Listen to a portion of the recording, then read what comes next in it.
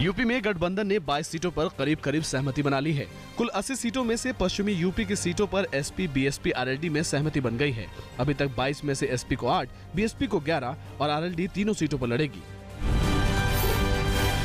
UP में सीटों को लेकर गठबंधन में तनातनी के बीच पहली सहमति बनती दिख रही है। इससे पहले कल जयंत चौधरी और अखिलेश के बीच 1.5 घंटे तक बातचीत चली और जयंत चौधरी तब सीटों को लेकर बड़े आश्वस्त होकर बाहर निकले थे। यूपी में गठबंधन में 58 बाकी सीटों पर फैसला बाकी है। माना जा रहा है कि जल्द ही इन सीटों पर भी सहमति बनेगी। आरएलडी को पहली खेप में 3 सीटें मिली, लेकिन वो 4 या 5 पर अड़ी है, जबकि समाजवादी ज्यादा एक और सीट देकर उसे 4 तक का तोहफा देगी।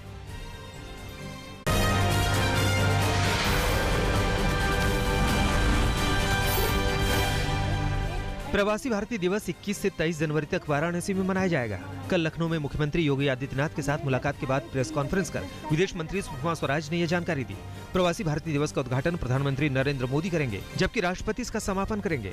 विदेश मंत्री ने बताया कि 15वें प्रवासी सम्मेलन के लिए 50,802 भारतवंशियों का रजिस्ट्रेशन हो चुका है। ये प्रवासी कुंभ का भी भ्रमण करेंगे। समाजवादी पार्टी से अलग होकर प्रगतिशील समाजवादी पार्टी लोहिया बनाने वाले शिवपाल यादव ने कल चंदौली में रैली कर मायावती पर जमकर हमला बोला। शिवपाल ने कहा कि मायावती मुलायम और समाजवादियों को गुंडे बताती थी और अब वही समाजवादी पार्टी से मिल गए। भारतीय जनता पार्टी से लेकर के मुख्यमंत्री कौन बना? नेताजी को गाली देने वाले कौन थे? मायावती जी।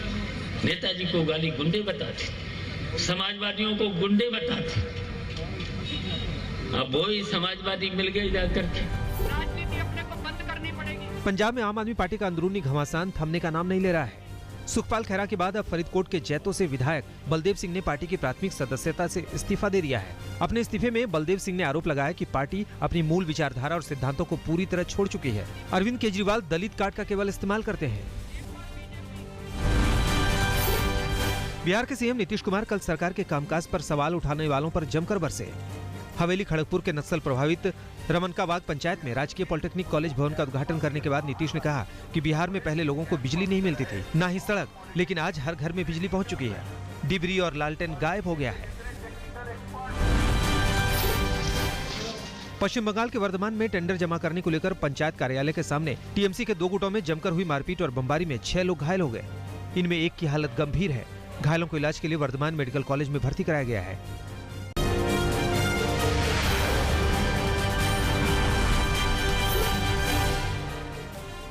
पत्रकार रामचंद्र छत्रपति मर्डर केस में गुरमीत राम रहीम को पंचकुला की विशेष सीबीआई अदालत आज सजा सुनाएगी। गुरमीत को सजा वीडियो कॉन्फ्रेंसिंग के जरिए सुनाई जाएगी। गौरतलब है कि 11 जनवरी को कोर्ट ने इस मामले में दोषी करार दिया था। राम रहीम के अलावा 3 और लोगों को आईपीसी की धारा 302 यानी हत्या और 120B यानी आपराधिक साजिश के तहत दोषी ठहराया गया है। राम रहीम की सजा के ऐलान को देखते हुए पंचकुला समेत हरियाणा के उन शहरों की सुरक्षा कड़ी कर दी गई है जहां डेरा सच्चा सौदा का प्रभाव है। हनीप्रीत के शहर फतेहाबाद को छावनी में तब्दील कर दिया गया है। बीएसएफ के जवान तैनात हैं। 16 नाके लगाए गए हैं। धारा 144 लागू है। पंचकुला, चंडीगढ़, सिरसा, रोहतक में भी सुरक्षा के कड़े इंतजाम किए गए हैं। सिरसा में 2 कंपनियां बाहर से मंगवाई गई हैं। इसके साथ ही सीआरपीएफ की भी 2 टुकड़ियों को बुलाया गया है। शांति बनाए रखने के लिए शहर में फ्लैग मार्च निकाला गया। बीजेपी अध्यक्ष अमित शाह को स्वाइन फ्लू हो गया है। इलाज के लिए उन्हें एम्स में भर्ती कराया गया है। सीने में दर्द और सांस लेने में तकलीफ के बाद कल रात करीब 9 बजे अमित शाह को एम्स लाया गया था। केंद्रीय मंत्री पीयूष गोयल, सांसद मीनाक्षी लेखी और महेश गिरी उनसे सबसे पहले मिलने वालों में शामिल रहे।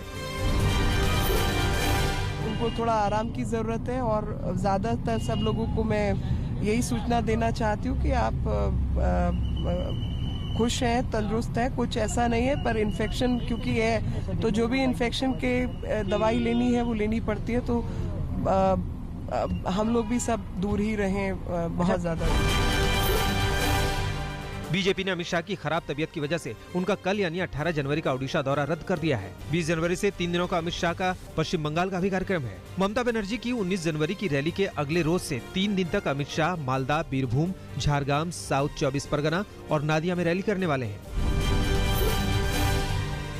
कर्नाटक में विधायकों की खरीद फरोख्त को लेकर आरोप प्रत्यारोप का सिलसिला तेज हो गया है। कांग्रेस ने कल विधायकों की बैठक बुलाई है। पार्टी ने एक चिट्ठी जारी कर कहा है कि जो विधायक नहीं आएंगे उनके बारे में माना जाएगा कि कांग्रेस की सदस्यता छोड़ चुके हैं। हालात का जायजा लेने आज कांग्रेस नेता मल्लिकार्जुन खड़गे बेंगलुरु पहुंच रहे हैं। इससे पहले खड़गे ने कल कहा कि कर्नाटक में कांग्रेस जेडीएस की सरकार मजबूत है और ये बनी रहेगी। बीजेपी के 103 विधायक अभी भी दिल्ली से सटे गुरुग्राम के एक होटल में टिके हुए हैं। पार्टी ने इन विधायकों को कम से कम आज तक होटल में बने रहने को कहा है। इस बीच यूथ कांग्रेस के कार्यकर्ताओं ने कल होटल के बाहर प्रदर्शन किया। बीएसपी और एसपी के गठबंधन में आरएलडी की एंट्री कोशिशें तेज हो गई हैं। सूत्रों के मुताबिक आरएलडी को 3 सीटों की पेशकश की गई है। अजीत सिंह की पार्टी को 1 सीट समाजवादी पार्टी अपने कोटे से देगी। सूत्रों के मुताबिक बागपत और मुजफ्फरनगर के अलावा मखथुरा, हाथरस और बुलंदशहर में से कोई 1 सीट आरएलडी को मिलेगी, जबकि आरएलडी 5 सीटों की मांग कर रही है। जानकारी के मुताबिक 19 जनवरी की कोलकाता में होने वाली ममता की रैली में अखिलेश यादव, अजीत सिंह और जयंत चौधरी की मुलाकात होगी और उसी दिन औपचारिक ऐलान हो सकता है। प्रधानमंत्री नरेंद्र मोदी आज वाइब्रेंट गुजरात ग्लोबल समिट के 9वें संस्करण का उद्घाटन करेंगे। 20 जनवरी तक चलने वाले सम्मेलन में कई देशों के कारोबारी प्रतिनिधिमंडल भाग ले रहे हैं, लेकिन इसमें पाकिस्तान की भागीदारी नहीं है। मुंबई के डांस बार पर पाबंदियां लगाने के मसले पर आज सुप्रीम कोर्ट फैसला सुना सकता है। गौरतलब है कि महाराष्ट्र सरकार ने नए लाइसेंस और पुराने लाइसेंस को लेने के लिए नियम कड़े कर दिए थे, जिसके खिलाफ डांस बार मालिकों ने सुप्रीम कोर्ट का दरवाजा खटखटाया है।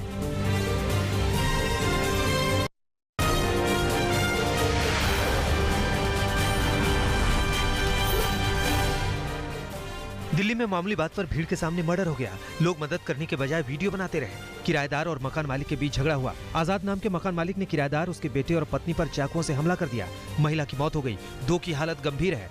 आरोपी फरार हो गया है। यूपी के फतेहपुर में अतिक्रमण हटाने गई टीम पर स्थानीय लोगों ने हमला कर दिया। पुलिस के सामने ही जेसीबी मशीन पर पत्थर मारे गए। हालात बेकाबू हुए तो अतिरिक्त पुलिस बल को बुलाया गया। फिर अतिक्रमण पर कार्रवाई हुई।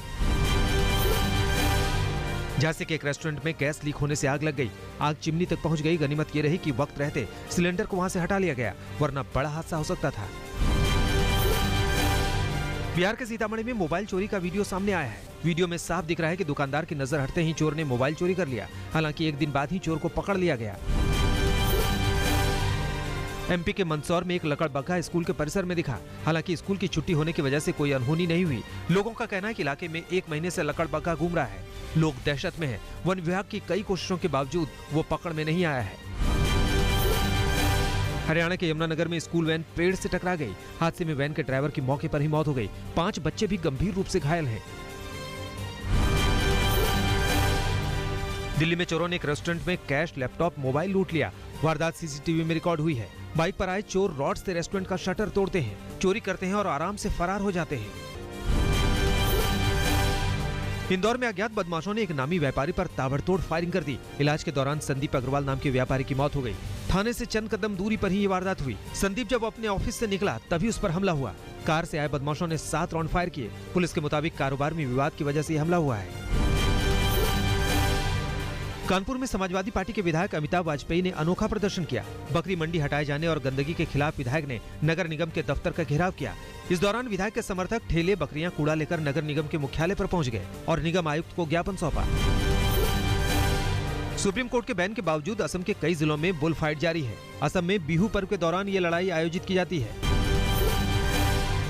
बिहार के मुजफ्फरपुर में लोगों ने बाइक सवार 4 मंचलों की पिटाई कर दी। आरोप है कि ये मंचले सरेराह एक लड़की को छेड़ रहे थे। इस पर लोगों ने चारों की जमकर धुनाई की। बिहार के बेगूसराय में हत्या के आरोपी के घर पीड़ित पक्ष ने धावा बोल दिया। गुस्से में लोगों ने लाठी डंडे से आरोपी की झोपड़ी उजाड़ दी। फिलहाल आरोपी फरार है।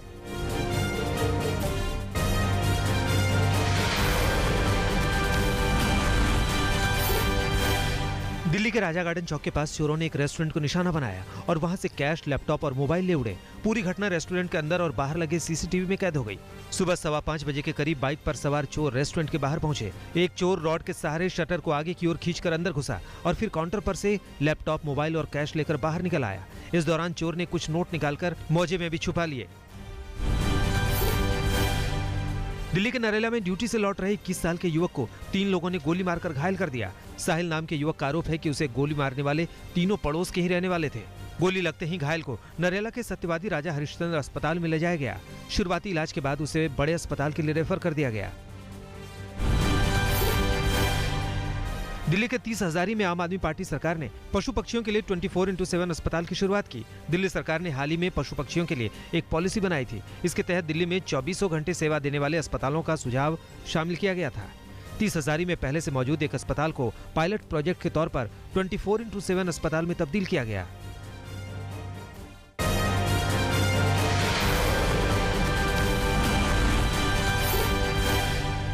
प्रयागराज में लगे कुंभ मेले का एक पंडाल अचानक आग लगने से खाक हो गया। काफी मशक्कत के बाद दमकल कर्मियों ने आग पर काबू पाया। आग के कारणों का पता नहीं चल पाया है। ये सेक्टर 15 में बने जगत गुरु शंकराचार्य स्वामी वासुदेवानंद सरस्वती का शिविर बताया जा रहा है।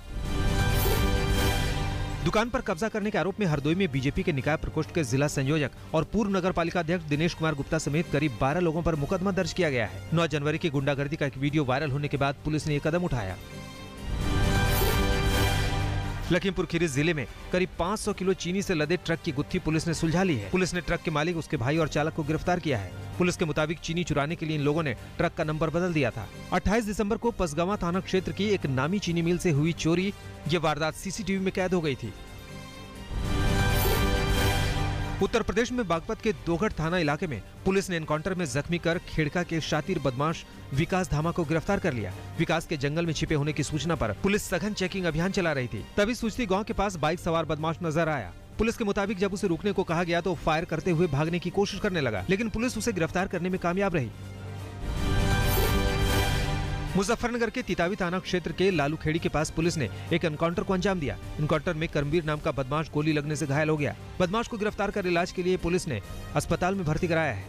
मुठभेड़ में दारोगा सुभाष यादव भी गोली लगने से घायल हो गए। एनकाउंटर के दौरान दूसरा बदमाश अंधेरे का फायदा उठाकर भागने में कामयाब रहा। यूपी के गोंडा में गैंगरेप पीड़िता की खुदकुशी से नाराज लोगों ने शव के साथ प्रदर्शन किया। ग्रामीणों का कहना है कि जब तक पीड़ित परिवार को इंसाफ नहीं मिलेगा वो शव का अंतिम संस्कार नहीं करेंगे। प्रदर्शन के दौरान ग्रामीणों से पुलिस की झड़प भी हुई। अधिकारियों के काफी समझाने के बाद गांव वालों ने शव का अंतिम संस्कार किया। उधर जिले के करनैलगंज कोतवाली क्षेत्र के सीओ का कहना है कि आरोपियों को गिरफ्तार कर लिया गया है।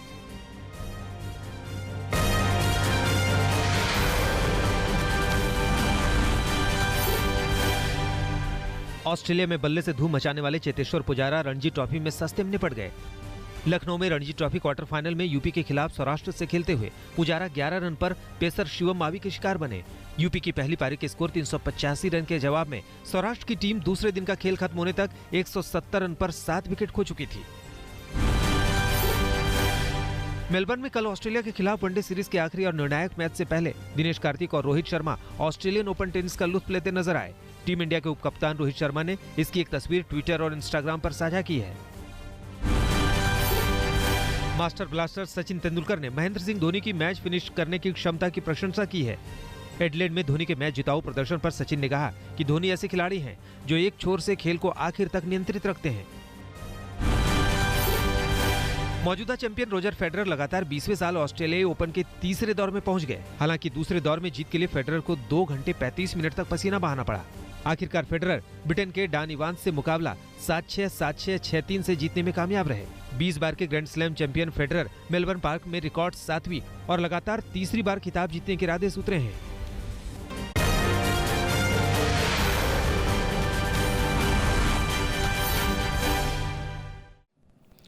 लेटेस्ट खबरों के लिए यूं ही देखते रहिए आज तक और इस वीडियो के पसंद आने पर लाइक, शेयर एंड सब्सक्राइब करना ना भूलें।